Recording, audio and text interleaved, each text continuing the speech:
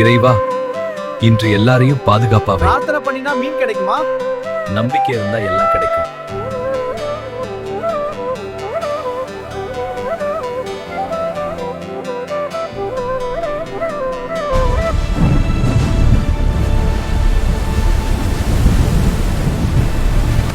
அண்ணா, காப்பாத்துங்க! ஏன் உயிரா இல்ல அவரோட உயிரா?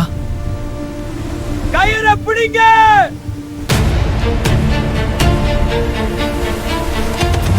பயம் வரலாம் மகனே, இறைவன் உன்னை கைவிட மாட்டான். நான் நல்லவனா இருப்பேன்.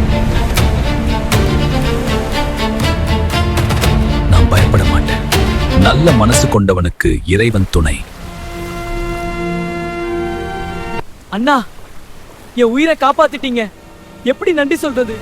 அருள், இந்த புதிய படகு உங்களுக்காக. நன்றி.